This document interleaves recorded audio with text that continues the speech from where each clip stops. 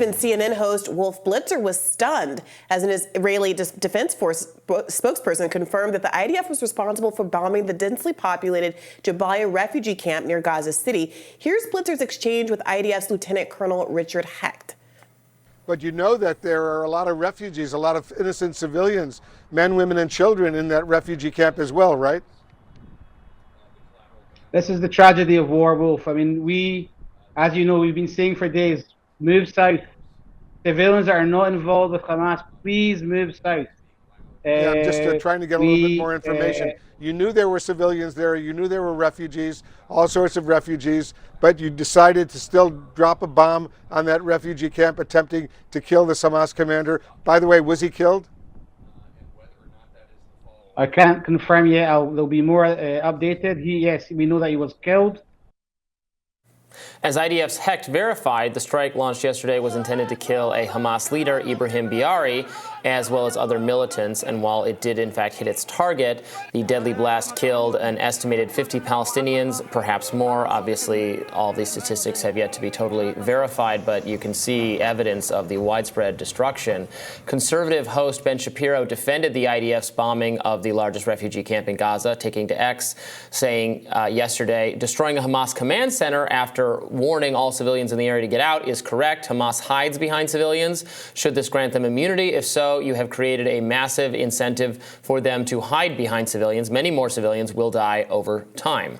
Here to discuss the Israel-Hamas war is Sarah Yager, the Washington director at Human Rights Watch. Excuse me, Sarah, thanks for joining. Thanks for having me. Sarah, as someone who's coming from a humanitarian perspective, I wondered if you could weigh in on what is considered to be self-defense, as it's been described repeatedly, Israel having the right to self-defense, and what constrains that right in terms of rules of war and respect for humanitarian interests like civilian deaths? Sure, it's a great question, and those videos are just gut-wrenching, excuse me, of civilians dealing with the aftermath of this strike in the refugee camps. So states do have a right to self-defense. They also have to balance that with international humanitarian law. Those are the laws of war that we keep hearing about. And the laws of war say that you can defend yourself, you can use airstrikes, you can use ground raids, all of the things that we see IDF doing. However, you cannot harm civilians in a disproportionate manner to the military target.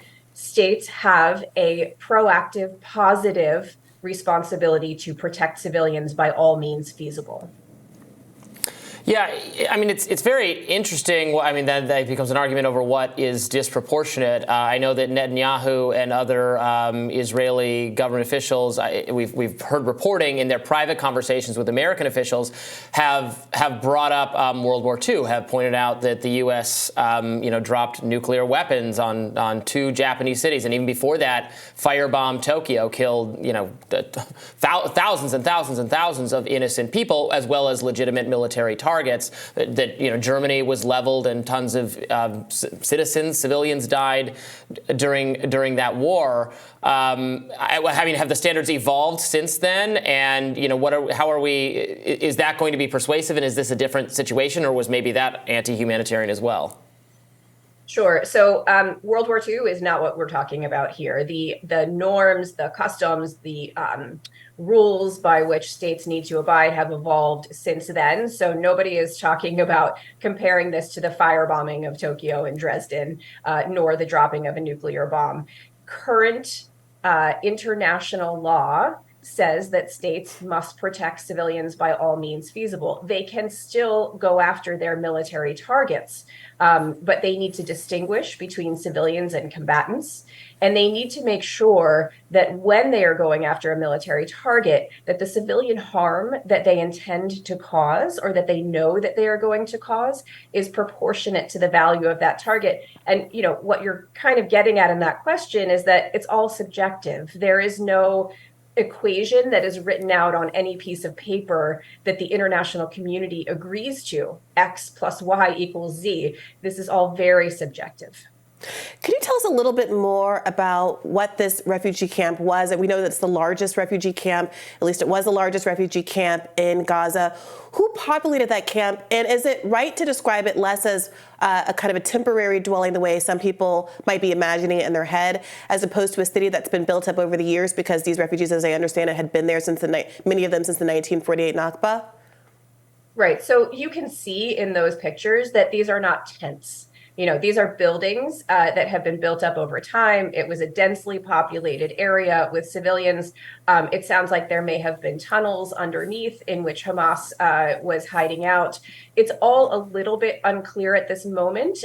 Human Rights Watch is going to be doing investigations into exactly who was there, what types of weapons were used. All of these things make a big difference in determining whether this was a legitimate strike or not. The size of the bomb, was it a precise strike, or were they using indiscriminate weapons? All of this remains to be seen at the moment. Can you address the argument that Ben Shapiro made that I read off at the start of the segment? He's saying that if you allow Hamas or a terrorist organization to get away with hiding among a civilian population, that you consciously choose not to target them because the risk to civilians is too great, then they have a future incentive to hide in hospitals or churches or refugee camps. Whereas I think what he's arguing, I'm just putting out his argument for you to respond to, that if you don't treat that situation any differently and you still target the terrorists, then maybe they get the message that there's no point to hiding among civilians because that's not going to stop the people who are coming after us. This is the really complicated equation, as I was saying, of what warring parties need to figure out. So, yes, the IDF is clearly not letting Hamas get away with that. They are targeting them where they are. But Israel also needs to consider that they have obligations under the laws of war, and that also there is tremendous blowback, legal or not, when it comes to harming civilians. The anger and resentment around the world is really growing. And of course, you see, whether or not these strikes were violations of the laws of war, we don't know yet, but the outcome is tremendous civilian suffering. And Israel talks about giving warnings to civilians. That's important. That is an obligation under the laws. But when civilians, don't have anywhere to go, that makes it a very different calculus. Can you unpack that further? Because I have seen a lot of people wondering why, given that this was a location in northern Gaza, some of the locations that Israel has bombed have been in southern Gaza where they told people to flee. This is not one of them. Why people might have chosen not to leave or might not have been able to leave. And I was wondering specifically whether it might have anything to do with the proximity of this refugee camp to the northern gate to Israel, where I know people were using as some of the only limited access to more complicated healthcare, like cancer treatment, at least before this crisis broke out. There are so many reasons that civilians would stay in place. One of them is that perhaps their families can't move. They might be injured. They might have health concerns. They might be disabled. We just looked into a lot of cases of disabled people and families in Gaza who cannot go anywhere, even if they know that the bombs are coming. People need food and water. They don't know what they're going to get when they leave.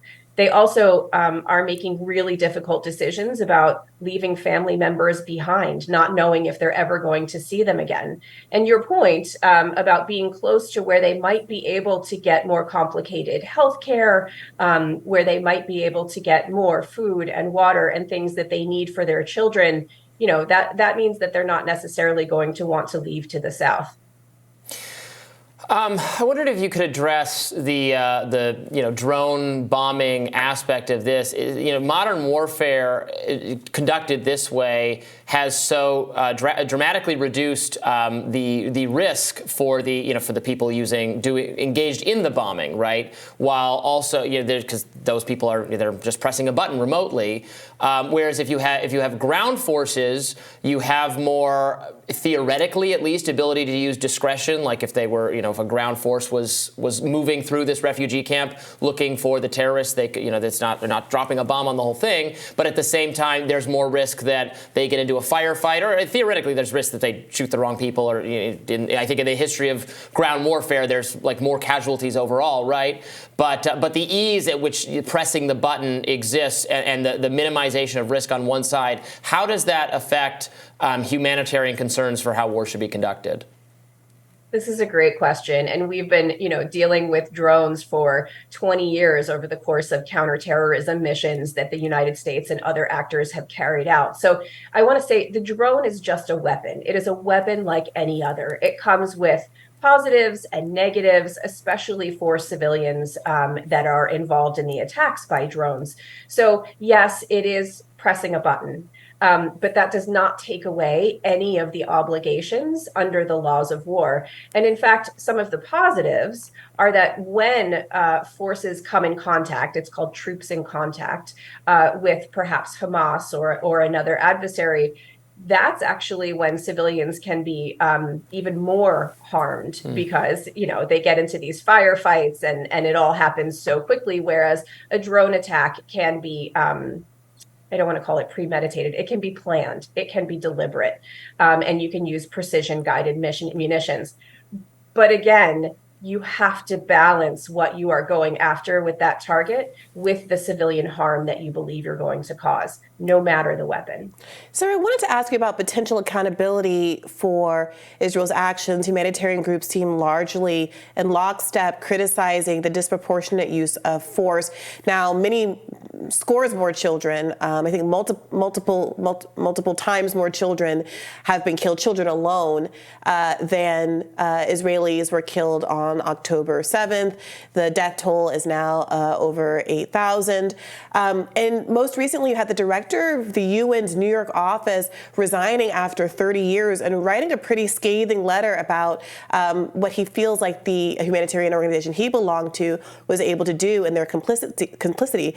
He wrote, as a human rights lawyer with more than 3 decades of experience in the field, I know well that the concept of genocide has often been subject to political abuse, but the current wholesale slaughter of the Palestinian people rooted in an ethno-nationalist settler colonial ideology, in continuation of decades of their systematic persecution and purging based entirely on their status as Arabs, and coupled with explicit statements of intent by leaders in the Israeli government and military, leaves no room for doubt or debate. This is a textbook case of genocide.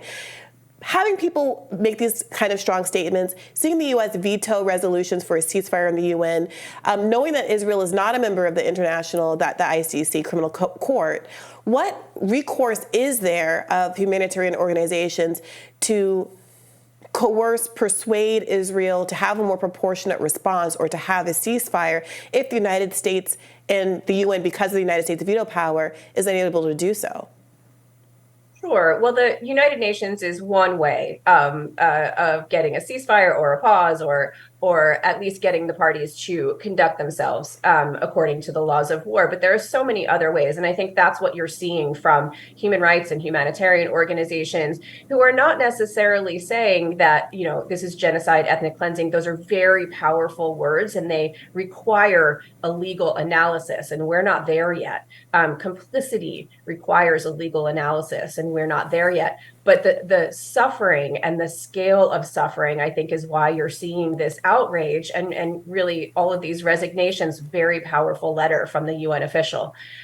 So my job here in Washington is to try to press the United States to do its part with Israel to make sure that they are abiding by the laws of war. And I know that U.S. officials all the way up to the president have been talking with Israeli officials about that. How hard they're pressing and whether or not it's making a difference is very unclear. Sarah Yager, thank you so much for joining us. My pleasure. Thank you.